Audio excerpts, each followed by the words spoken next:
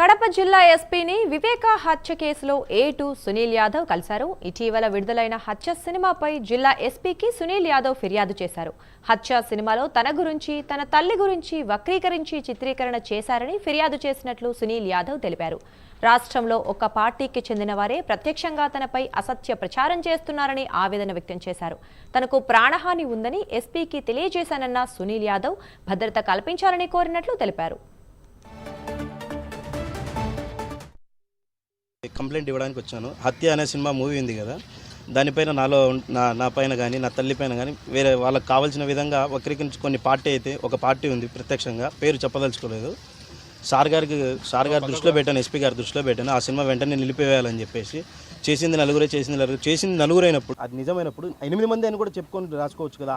WhatsApp గ్రూపులో అయితేనేమి, ఫేస్బుక్లో అయితేనేమి, దేంట్లో అయినా కూడా వాళ్ళు చేసింది నలుగురు అని చెప్పి ఈ విధంగా మమ్మల్ని చేస్తే సొసైటీలో ఈ మార్కెట్లో ఎట్లా తిరగాలి? మేము ఆల్రెడీ 39 నెలలు జైల్లో ఉండి బయటకు వచ్చి ఈ విధంగా నరకం అనిపిస్తుంటే మళ్ళీ మా మనోభావాలు దెబ్బతీసే విధంగా హత్య అనే సినిమా చిత్రీకరించారు.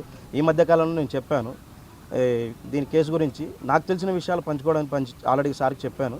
దాన్ని సార్ దృష్టిలో పెట్టాను. సార్ దాన్ని రెఫర్ చేసి అట్లనే ప్రాణహాని ఉంది, రక్షణ కల్పించండి సార్ అని సార్ని కోరాను. సార్ చూస్తా అన్నారు, దాన్ని రెఫర్ చేస్తానన్నారు.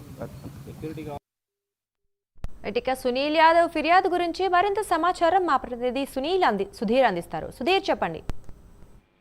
Good afternoon Durga. ముఖ్యంగా చూసుకుంటే మాజీ మంత్రి వైఎస్ వివేకానంద రెడ్డి హత్య కేసులో A2గా ఉన్నటువంటి సునీల్ యాదవ్ ఇవాళ కడప జిల్లా ఎస్పీ అశోక్ కుమార్ ను కూడా కలవడం జరిగింది. అయితే ముఖ్యంగా మనం చూసుకుంటే కనుక సునీల్ యాదవ్ ప్రధానంగా జిల్లా ఎస్పీకి 2 లేఖలు కూడా రాయడం జరిగింది. అయితే ముఖ్యంగా చూసుకుంటే కనుక ఇటీవల కాలంలో ఏదైతే హత్య అనే సినిమా రిలీజ్ అయిందో అందులో భాగంగా కూడా పూర్తి స్థాయిలో కూడా ఈ సినిమాలో సునీల్ యాదవ్ సంబంధించినటువంటి క్యారెక్టర్ అలాగే తన తల్లిని కూడా పూర్తి స్థాయిలో కించపరిచే విధంగా ఆ చిత్రంలో చూపెట్టారని చెప్పి ఆయన ప్రధానంగా చెప్పడం జరిగింది. అలాగే కేవలం దురుద్దేశంతోనే పూర్తి స్థాయిలో గతంలో ఉన్నటువంటి ప్రభుత్వం ఈ సినిమాను చిత్రీకరించి నన్ను పూర్తి స్థాయిలో ఇబ్బందులు చేస్తుందని చెప్పి ఆయన ప్రధానంగా ఈ కంప్లైంట్లు ఇవ్వడం జరిగింది. అలాగే నాకు నా కుటుంబానికి ఉన్నటువంటి స్వేచ్ఛను కూడా పూర్తి స్థాయిలో భంగం కలిగించారని చెప్పి ఈ లేఖలో రాయడం జరిగింది.